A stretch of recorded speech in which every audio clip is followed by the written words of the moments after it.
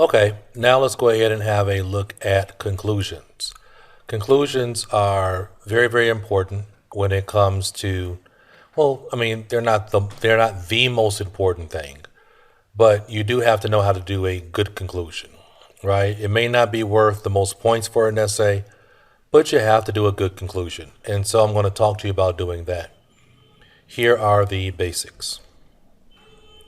When it comes to conclusion, you basically are going to start off by revisiting your thesis statement, going back to your thesis statement, not repeating it word for word, but you have to rearrange it or paraphrase it.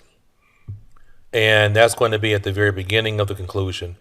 And then the rest of the conclusion is just an expansion of giving the reader the relevance or importance of your essay conclusions and also the implications or suggestions, right? This is the final paragraph, right? This is the final paragraph, and you're going to summarize it right here, okay? The main parts of a conclusion, the thesis statement answer, right? The thesis statement revisited, summarizing, and giving significance, right? The relevance and implications of the essay's findings, recommendations, suggestions. A conclusion is actually the opposite of an introduction, in that with a conclusion, you go from specific to general. With an introduction, you go from general to specific, right? A lot of people don't know that. It's the opposite format of an introduction, the opposite format of the introduction. Just think about that. Just think about that. Think about the format of an introduction, specific, then thesis statement, and then think about the format of a conclusion. You start off by paraphrasing the thesis statement, then moving into summarizing the question, and then your final general recommendations or suggestions. Okay? Okay, so the conclusion doesn't carry as much weight as the introduction, and definitely not as much weight as the body paragraphs. But you still have to do it correctly. And as you learned a little bit earlier, there's a specific way to do a conclusion. So let's take a look at some of the examples.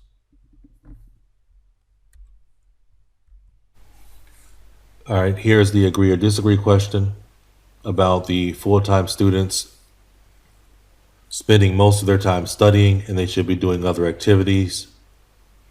As you know, I disagree. I say they should only be studying.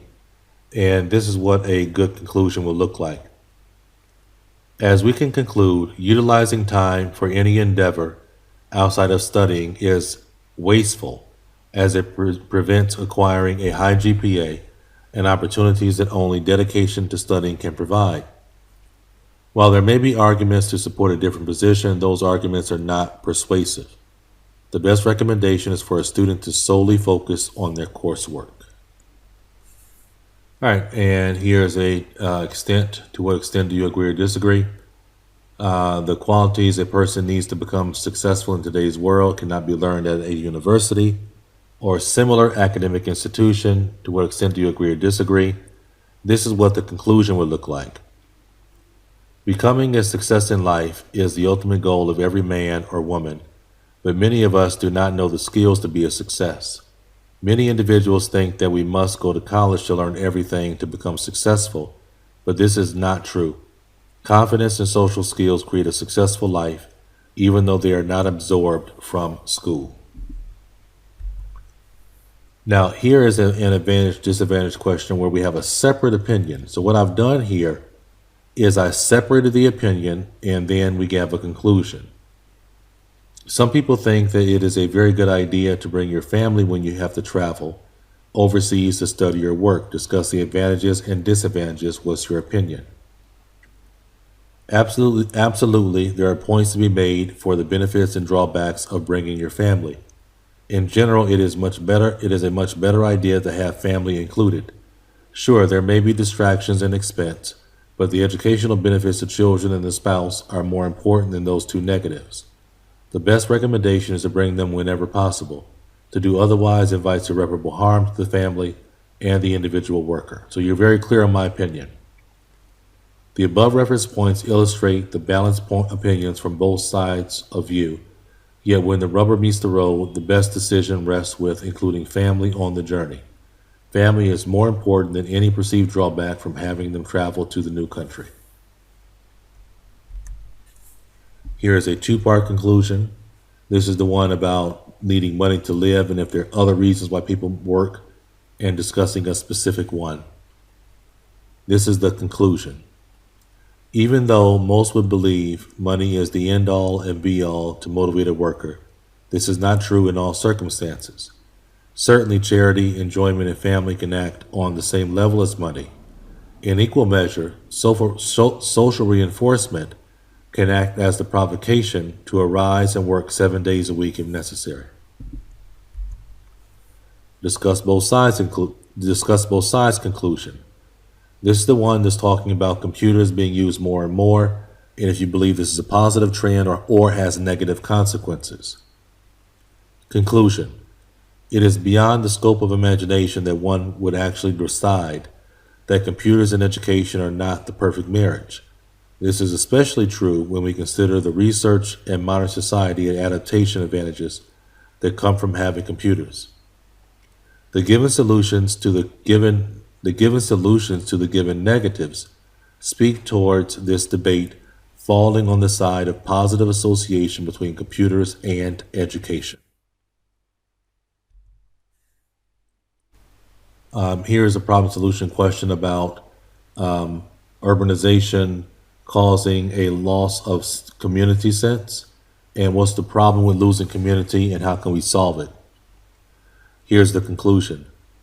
Loss of community is a very serious issue that neighborhoods across the country face. Absence of community results in less safety and growth, but with careful attention we can resolve those challenges through neighborhood monthly meetings and community centers. The best option for any community leaders would be to implement these solutions immediately. Here is an advantage-disadvantage conclusion. Discuss the advantages and disadvantages of your way of life with that of your parents. Which one do you think would be best for the next generations? After reading the above pro and con analysis associated with leisure and opportunities, can there be any other choice besides my generation? Yes, you can use the question, everybody.